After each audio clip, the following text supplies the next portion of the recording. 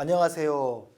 장애인과 더부살이 어렵지 않아요 라는 주제로 우리가 장애인에 대해서 이해하고 또 그들의 삶을 생각해보고 장애 인권과 우리가 함께 공동체를 어떻게 이루어가면 좋을지에 대해서 함께 이야기해 보도록 하겠습니다. 오늘 이야기는 장애에 대해서 알아보기, 그리고 장애인을 어떻게 존중할지, 그리고 우리가 고객으로서의 장애인을 어떻게 응대할지에 대한 세 가지 분류로 이야기하도록 하겠습니다. 먼저 장애의 정의에 대해서 알아볼 텐데요. 장애라는 것은 장애인복지법상 우리나라는 장애인복지법과 장애인고용촉진 및 직업재활법에 의해서 두 가지 분류로 나눠집니다. 장애인복지법에는 장애인은 신체적 그리고 정신적 장애로 인해서 오랫동안 일상생활 및 사회생활에 상당한 제약을 받는 자라고 규정되어 있고요. 고용촉진법에는 장애인이란 신체 또는 정신적인 장애로 장기간에 걸쳐서 직업생활에 상당한 제약을 받는 자라고 되어 있습니다. 그래서 일상생활의 영역으로 장애인복지법은 한정되어 있고 고용의 영역으로 직업재활 및 고용촉진법은 그렇게 한정이 되어 있다라고 말씀드릴 수 있겠습니다. 그렇다면 유엔에서는 장애인 권리 협약을 통해서 장애를 어떻게 정의하고 있냐면 장애라는 것은 다양한 장벽들로 인해 다른 사람과 동등하게 사회에 참여하는 것을 방해받는 장기간의 신체적, 정신적 그리고 지적, 감각적 손상을 가진 사람을 포함한다라고 이야기했습니다. 그러나 실제로 장애라는 것은 요즘은 최근 들어서는 사회적 모델의 관점을 많이 반영하고 있는데요. 장애란 비장애인이 만들어 놓은 사회 구조와 사회 문화 그리고 행동 양식 등에서 느끼는 불편함이라고 볼 수 있겠습니다. 그래서 장애는 장애 당사자의 문제가 아니라 사회 구조의 문제다라는 관점에서 보는 것이 지금의 관점이라고 말할 수 있겠습니다. 네. 자, 장애의 정의에 대해서 다시 한번 말씀드릴 텐데요. 지금 한 분의 장애인이 있습니다. 휠체어를 탄 장애인인데 이분이 계단 앞에 서 있으면 이분은 절실한 장애를 느낄 수밖에 없을 것입니다. 그러나 엘리베이터 앞에 서 있으면 이분이 장애라는 것을 느낄 수 없게 되는 거죠. 그래서 사회 구조가 어떤 구조에 있느냐에 따라서 내가 장애를 느끼기도 하고 장애를 느끼지 않기도 한다라는 것입니다. 그래서 장애라는 것 자체가 개인의 당사자의 문제가 아니라 사회 구조를 장애인 당사자들이 느끼지 않게 살아갈 수 있도록 만들어주는 것. 그것이 장애에 대한 올바른 정의다라고 말씀드릴 수 있겠습니다. 실제로 우리는 장애인과 함께 살아가고 있습니다. 우리나라 장애 인구는 전체 인구 264만여 명이 함께 살고 있는데요. 우리나라 인구의 약 5% 정도가 장애 인구에 해당합니다. 그러나 실제로 주변에서 5%라고 하면 장애 인구가 상당히 많네라고 이야기하는 분들이 간혹 있는데요. 실제 우리나라보다 OECD 평균 국가는 장애 수렴 비율이 24.5%, 약 25%에 가까운 장애 비율을 보이는데 우리나라는 5%밖에 장애 비율이 되지 않습니다. 그래서 상대적으로 장애 인구가 낮은 국가에 해당하는데요. 왜 그러냐면 우리나라 장애를 보는 관점은 사실 의료적 관점에 해당합니다. 그래서 개인의 관점, 그들의 치료의 목적을 두는 관점들이 많죠. 대부분 의사가 진단을 하고 또 그분들에 대해서 그래서 재활과 치료의 관점을 두는, 그래서 개인의 중심을 두는 장애인 복지 차원이었습니다. 그런데 실제로 지금은 사회적 관점으로 점점 변화하고 있다. 그래서 환경과 사회적 책임에 장애를 무게를 두는 지금 경향이 많습니다. 그래서 개인의 문제에서 사회 구조로서의 관점으로 점점 변화해 가고 있다. 그래서 아까 말씀드렸다시피 똑같은 휠체어 장애인이지만 계단 앞에 있으면 장애를 느끼지만 엘리베이터 앞에 있으면 장애를 느끼지 못하는 것처럼 우리가 어떤 환경, 어떤 시선, 또 어떤 인식을 가지고 있냐에 따라서 장애를 느끼기도 하고 장애를 느끼지 않기도 한다. 그래서 우리의 관점은 사회적 관점으로 변화해 나아가야 한다라는 것을 말씀드릴 수 있겠습니다. 그래서 실제로 또 장애인 출연 비율을 보면 후천적 장애가 약 90% 정도가 후천적 장애인입니다. 그렇기 때문에 우리 누구도 장애인이 될 가능성에서 자유롭지 않습니다. 그래서 우리의 장애인의 복지 또 장애인의 인권을 지키는 것은 곧 나의 복지, 나의 인권을 지키는 것이다라는 마음을 가져주시면 감사하겠다는 말씀을 드립니다. 우리가 장애인을 부를 때 가끔 장애인에 대한 친근한 표현으로 장애우 여러분 이렇게 부르는 경우가 많이 있습니다. 그러나 실제로 장애인 당사자는 본인들을 장애우라고 부르는 걸 굉장히 불쾌해하고 기분 나빠하십니다. 또 장애자라는 것은 약간 낮은 표현, 천시하는 표현처럼 들려서 장애인이라고 부르는 걸 굉장히 좋아합니다. 그리고 좋아하는 게 아니라 당연한 겁니다. 자, 그리고 일반인, 우리가 얘기를 하다 보면 우리 일반인은 이러는데 장애인들은 조금 달라. 우리 일반인은 그렇지 않은데 장애인은 좀 그래. 이렇게 이야기하는 표현하는 경우가 상당히 많이 있습니다. 근데 일반인은 특별한 사람의 반대입니다. 그리고 또 우리가 정상인이라는 표현을 또 자주 쓰는데요. 장애인이 그러면 비정상이다라는 인식을 심어주게 돼 있습니다. 그래서 장애인은 장애인, 그리고 장애가 없는 사람은 비장애인이라고 불러주는 것이 정확한 호칭이다라는 것을 말씀드릴 수 있겠습니다. 자, 그러면 이제 장애에 대한 인권에 대해서 얘기하겠습니다. 우리가 장애를 어떻게 존중할 것인가? 왜 우리가 장애인에 대한 인권을 존중해야 하는가에 대해서 한번 이야기 나눠보겠습니다. 인권이라는 것은 사람의 권리를 존중하는 것입니다. 사람의 권리라는 것은 사람답게 살 권리입니다.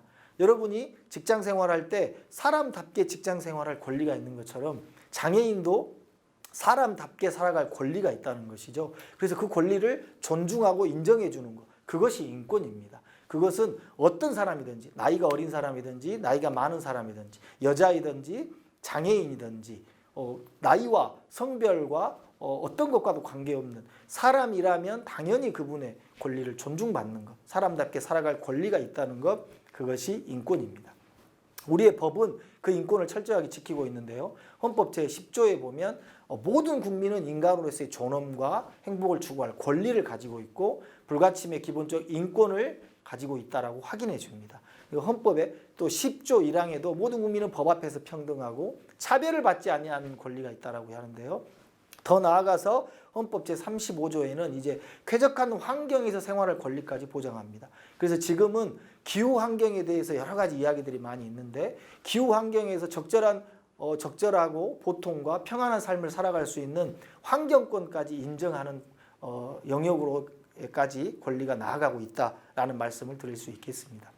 그래서 장애인 권리선언은 유엔 장애인 권리선언에 보면요. 모든 장애인은 인간으로서의 존엄성을 존중받아야 할 천부적 권리가 있다는 거죠. 이것은 모든 장애인은 인간으로서 존중받아야 할 권리, 이것은 하늘로부터 내려온 권리다라는 것이죠. 그리고 모든 장애인은 경제, 사회적 생활 보장과 품위 있는 생활 수준을 누릴 수 있는 권리가 있다.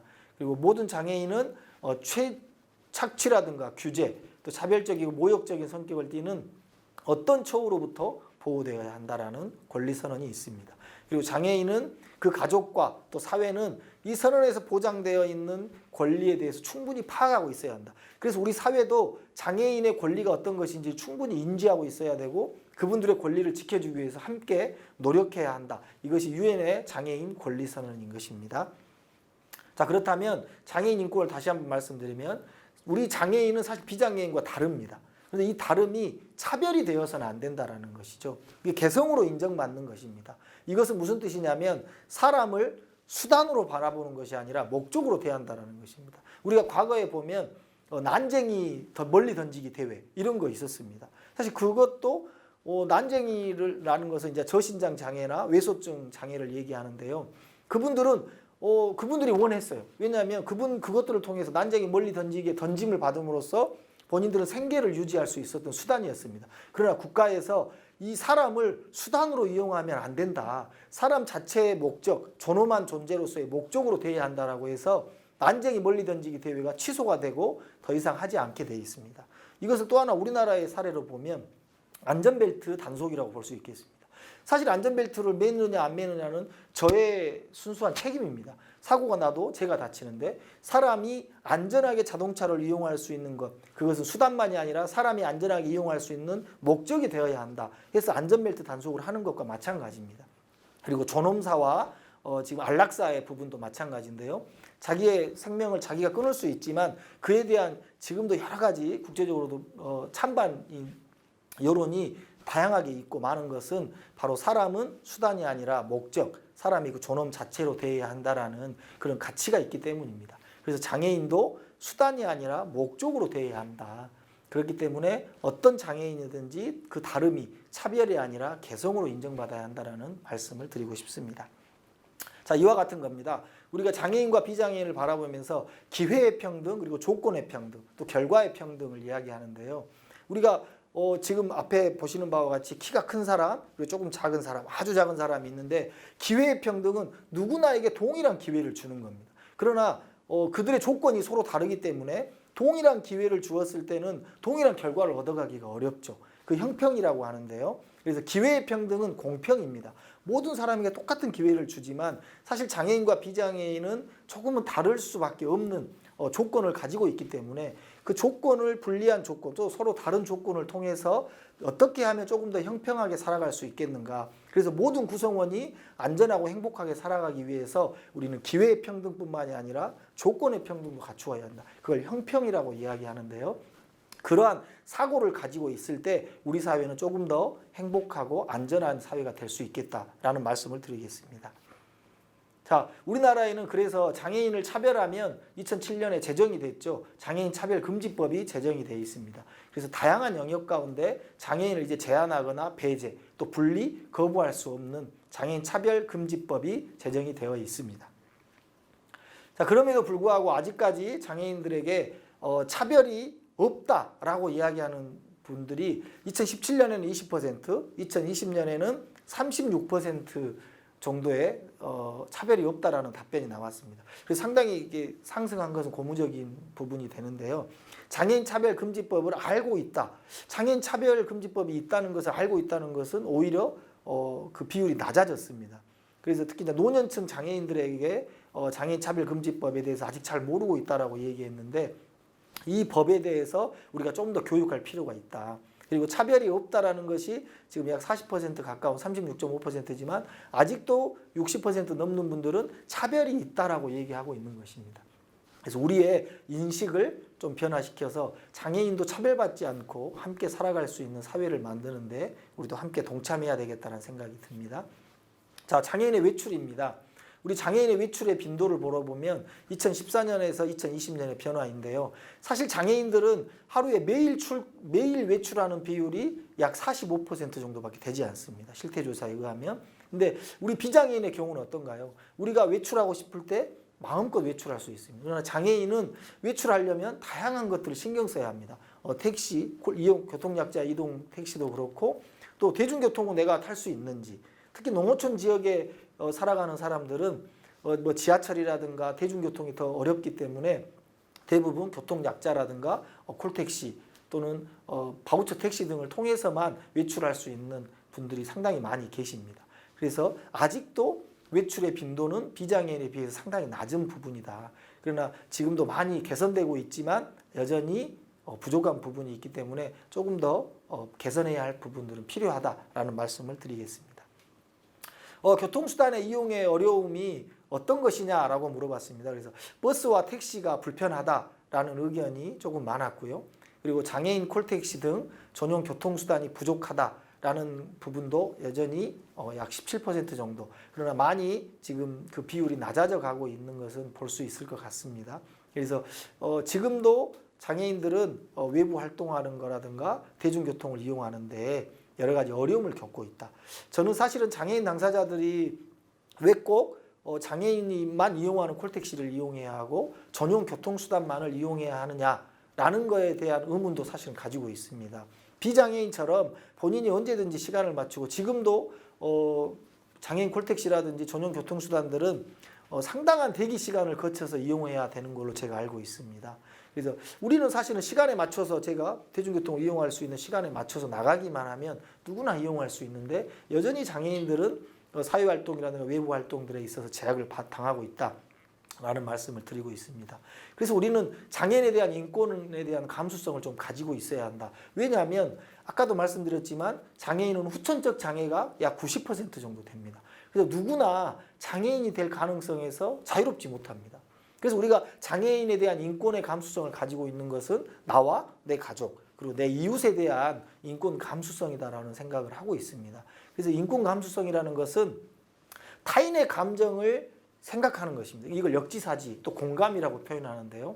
내가 그 사람이 되었을 때, 내가 저 사람이 되었을 때 나는 과연 어떤 감정이 들 것인가. 그걸 함께 공감해 주는 것. 그러면 인권 감수성은 사실 된다고 보거든요. 그리고 인권에 대해서 배우는 것 자체가 인권에 대한 권리입니다. 그러니까 내가 인권교육을 꾸준히 배우는 것이 인권을 의식을 향상시키는 인권 감수성을 향상시키는 그 권리가 되는 것이죠. 그리고 또는 우리가 인권 감수성을 키우기 위해서 익숙한 것에 좀 편한 것들, 익숙한 것들에 그것들에 대해서 우리가 쉽게 넘어가는 경우가 많이 있는데요. 사실 익숙한 시선이나 익숙한 말이 권력이 될 때가 많이 있어요. 그건 고정관념이나 편견 같은 것들이죠. 그래서 그런 것들 가운데에서도 내게 불합리한 것들을 당할 때 침묵하고 있는 거, 그것은 또 다른 가해가 되는 거겠죠. 그러니까 함께 저항하고 우리가 장애인에 대한 차별이라든가 또 장애인뿐만 아니라 다른 영역에서의 차별도 침묵하는 것은 그 또 다른 가해, 동조하고 있는 것이거든요. 그래서 우리가 침묵하지 않고 우리가 함께 그들과 함께 저항해 주는 것, 그것이 우리가 해야 할 일이다. 인권 감수성을 키워가는 일이다라는 생각이 들고요. 특별히 내가 인권 감수성이 있냐, 내가 또 성숙한 시민이냐라는 것을 볼 때 나보다 힘이 약한 사람들에 대한 나의 태도를 보면 좋을 것 같아요. 우리가 사람들을 대할 때 내가 욱하는 마음에 그랬다. 또는 내 감정을 순간 감정 조절하지 못해서 그랬다라고 이야기하지만 우리가 보통 나보다 힘이 더 센 사람에 대해서 욱하는 감정으로 또는 또 순간 감정으로 그들에게 함부로 대하지 않거든요. 그러나 우리가 내가 나보다 힘이 더 약한 사람들에 대해서는 조금 더 우리의 감정을 서스럼 없이 드러내는 경우를 볼 수 있는데 그들에 대한 태도가 나에 대한 내가 장애인 또는 나보다 힘이 약한 자들에 대한 인권 감수성이다라고 볼 수 있겠습니다. 자, 장애인 고객 응대입니다. 우리는 장애인들과 함께 수시로 고객으로 만납니다. 그래서 그분들을 어떻게 만족해야 할지 보는 것인데요. 일단 깨끗하게 정돈된 차량을 보면 장애인들이 훨씬 기뻐하겠죠. 그리고 장애인을 대할 때 반갑게 맞이하는, 우리가 기분이 좀 나쁘더라도 그분 입장에서는 첫 대면인데 기분 좋게 맞이해 주는 것, 굉장히 좋은 감정일 것 같습니다. 그리고 고객이 원하는 장소에 정확하게 내려줘야 되는데 제대로 길을 찾지 못해서 그냥 여기서 좀 내려서 가시죠. 어떤 이런 것 태도들, 굉장히 기분 나쁜 태도가 될 수 있겠죠. 그리고 목적지를 안내하고 하차하는 고객님께 미소를 짓는, 안녕히 가십시오라고 해주는 그 마지막 인사가 굉장히 그 사람을 기분 좋게 할 것이다라는 생각이 듭니다. 그리고 질문에 성의 있게 답변하는 모습들도 중요할 거라고 생각이 들고요. 자, 우리가 지켜야 할 근무 수칙입니다. 사실 우리가 출퇴근은 정확하게 지키는 것이 맞고 유니폼, 복장이 사실 또 중요합니다. 저희가 체육복을 입고 이용 장애인을 대하는 것, 그것은 좀 예의에 어긋나지 않겠습니까? 그래서 우리가 다양한 복장이 있지만 좀 깔끔한 복장으로 그 고객에 대한 그 예의를 지켜주는 것이 좋을 것 같고요. 부득이한 상황에서 우리가 누가 남들과 근무 중에 통화를 한다든가 뭔가 일이 있을 때에도 짧게 통화하고 마무리해주고, 그래서 고객에 대한 이야기를 많이 들어주고 그분들과 함께 해주는 것 자체가 또 고객을 기분 좋게 하는 것일 수 있겠습니다. 그리고 그분들을 부를 때 누구누구 씨, 누구누구님 이런 것도 누구누구 야 이것도 있겠지만 우리가 대부분 고객님, 누구누구님이라고 불러줄 때 그분들이 훨씬 존중받는 마음을 가질 것 같습니다. 그래서 호칭도 굉장히 중요할 것 같고요. 그리고 고객 앞에서 다른 직원들을 험담하는, 또 비평하는, 비방하는 그런 일들을 하지 않는 것이 본인 스스로를 높이는 일이다라는 생각이 듭니다. 그리고 용모와 복장은 방금 말씀드리셨다시피 깔끔한 복장으로 또 깔끔한 외관으로 고객을 대하는 것이 중요하겠다라는 말씀을 드립니다. 우리가 고객 응대의 기본 3대 원칙이 있습니다. 이게 몸가짐, 말씨, 마음씨입니다. 그러니까 몸가짐은 단정하게 하고 겸손한 태도를 대하고, 말씨는 정중하고 부드럽게 대하는 것, 그리고 가급적이면 표준말을 해주는 게 좋겠죠. 그리고 마음씨는 근무기관을 대표하는 마음의 긍지와 자부심이 사실 있어야 합니다. 내가 이 일을 어쩔 수 없이 한다는 거 아니라 내가 이 일에 대해 자부심을 갖고 긍지를 갖고 대하는, 그래서 고객의 입장을 먼저 생각하면서 그 마음을 대해준다면 충분히 고객과 소통이 될 수 있겠다라는 말씀을 드리겠습니다. 돈이 들지 않는 친절 8계명입니다.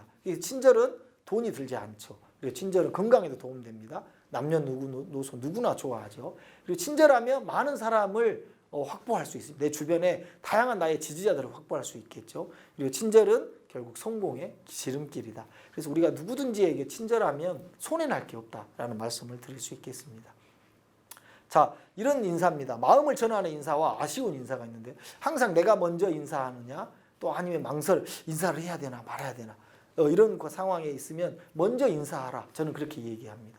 그리고 인사할 때도 눈을 바라보면서 인사해야지 대충 그냥 안녕하세요 이렇게 지나가는 인사가 아니라 눈을 보면서 함께 마주치면서 웃어주는 인사를 한다면 고객들이 훨씬 더 좋아할 것이다 라는 생각이 듭니다. 그리고 인사할 때도 딱딱하게 안녕하세요 이것보다는 부드러운 어조로, 그리고 흐지부지하게 안녕하세요 이렇게 들어가는 말보다는 정확하게 인사해 준다면 훨씬 더 그분들이 존중받고 친절한 사원으로 인식하고 내가 더 대우받는, 존중받는 고객으로서의 기분을 느낄 수 있지 않겠는가라는 생각을 합니다. 자, 장애인 고객, 우리가 편견을 가지고 있어요. 장애인 고객은 좀 힘들어. 자기만의 세계가 있어. 그리고 장애인은 좀 다 착한가? 이런 어떤 편견을 가지고 있습니다. 그리고 장애인 고객, 비장애인 고객도 사실 진상 고객도 많이 있거든요. 또 택시에서 취객들을 보면 굉장히 막 함부로 하고 이런 분들이 있습니다. 근데 우리도 사실 그런 경험들을 하지만 비장애인들을 많이 대하다 보니 약간 장애인들에 대한 편향된 의식을 가지고 있거든요. 그래서 그런 의식을 좀 걷어내고 우리가 한 번쯤 장애인은 좀 고집이 세. 그런데 그럼 비장애인은 고집이 안 센가? 한 번쯤 생각해 보면 그들에 대한 편견이 좀 사라질 수 있거든요. 그래서 우리가 자주 만나는 분들에 대해서 좀 편견을 갖지 않는 것. 그것이 굉장히 장애인 고객에게 좀 더 우리가 편견 없이 대할 수 있고 또 존중하는 마음으로 대할 수 있는 길이지 않겠는가라는 생각이 됩니다. 전화 예절은 보시는 바와 같이 알겠고요. 우리가 전화가 울리면 3번 이상 울리지 않게 받아야 한다. 뭐 이런 것들은 다 알고 계시죠. 그리고 중요한 것은 용건이 끝났을 때 고객이 전화를 먼저 끊기 전에 우리가 끊으면 안 됩니다. 이게 굉장히 이건 기분 나쁜 상황이 될 수 있거든요. 그래서 고객이 먼저 전화 끊는 걸 꼭 확인하고 전화를 끊어주면 좋겠다라는 말씀을 드릴 수 있겠습니다. 자, 여러분은 어떤 사람이 되고 싶습니까? 그리고 또 여러분의 자녀는 어떤 사람으로 자라기를 바랍니까? 우리가 보통 이런 나만 중요하게 여기는 사람과 여러분은 함께 하고 싶습니까? 또 여러분의 자녀는 그런 사람이 되기를 바랍니까? 자기 생각만 옳다고 생각하는 사람, 타인의 약점을 들추고 폄하하는 사람, 이런 사람과 함께하지 아니면 여러분의 자녀가 이런 사람으로 자라기를 원하는지. 그러나 실제 우리는 이런 사람이 되는 걸 원할 거예요. 이웃과 함께하며 행복한 사회를 만들어가는 사람, 타인의 말에 귀를 기울이고 타인의 의견도 존중할 줄 아는 사람, 부족함을 메워주고 잘못을 감싸주며 함께 가는 사람. 우리는 이런 사람 훨씬 좋아합니다. 그런데 우리가 그런 사람이 되어줘야 하는데 우리가 그런 사람이 되어주지 못할 때가 있다는 거죠. 그래서 우리가 장애인들에게 이런 사람이 되어줄 때, 또 우리가 가족 가우는 데서도 이런 사람이 되어줄 때 우리의 자녀도 이런 사람으로 성장할 수 있을 거다 라는 말씀을 드리고 싶습니다. 우리가 우리 일의 가치입니다. 제가 최근에 킹더랜드라는 드라마를 좀 재미있게 봤는데요. 거기에 보면 구원이라는 그 회사 대표와 호텔 직원 간의 대화입니다. 호텔 직원이 너무 열심히 일을 하고 막 칼같이 일을 하니까 그 대표 일사라는 사람이 구원이라는 그 본부장이었죠. 그분이 이렇게까지 해야 돼? 라고 얘기합니다. 그랬을 때 이제 천사랑이라는 사람이 그렇게 얘기하죠. 그런 의미라도 없으면 내가 이 일에 굉장히 가치를 두고 열심히 하고 나만이 할 수 있는 일이라는 가치를 두지 않으면 이건 누구나 해도 상관없는 일이 되지 않겠냐. 그러나 나만이 할 수 있는 일, 내가 호텔리어로서 나만이 할 수 있는 일로 이 일의 존재의 이유를 부여하면 나만이 할 수 있는 일이 된다라는 것이죠. 그래서 여러분이 혹시 지금 여러분이 하고 있는 교통약자 이동 수단의 그 콜택시가 과연 여러분은 어떤 가치를 가지고 하고 있냐, 당신은 과연 무엇을 하는 사람이냐라는 것입니다. 그래서 교통약자 이동 택시 운전사입니다 라고 해서 머무를 것인가, 아니면 장애인들의 삶의 연골고리가 되는 사람이다 나는, 그런 자부심으로 일할 것인가, 아니면 또 다른 더 나아가면 나를 통해서 얻게 되는 다양한 삶의 기회를 통해서 장애인도 우리 사회 속에서 통등한 주민으로서의 의미 있는 삶을 살게 되는 그 엄청난 일을 내가 지금 하고 있다, 그런 의미를 부여하면 여러분의 삶에서 훨씬 더 여러분이 하고 있는 일이 의미 있는 일이 되고 기쁜 일이 되고 감사한 일이 될 거라는 생각이 됩니다. 그러면 누구나에게 친절할 수 있고 누구나에게 존중하고 내 일이 기쁘니까 누군가에게도 항상 기쁨과 감사, 사랑의 마음으로 대할 수 있겠다라는 생각이 듭니다. 그래서 여러분의 일의 가치를 꼭 찾고 알아주셨으면 좋겠다라는 생각이 됩니다. 우리는 사실 이웃입니다. 장애인과 함께 살아가는 세상에서 모두가 함께 행복한 세상을 만들기 위해서 여러분과 함께 열심히 저도 노력하겠습니다. 앞으로도 장애인들을 위해서 여러분이 장애인 인권을 존중하고 장애인과 함께 또 안전하고 행복한 사회를 만들기 위해서 함께 노력해 가시기를 바라겠습니다. 감사합니다.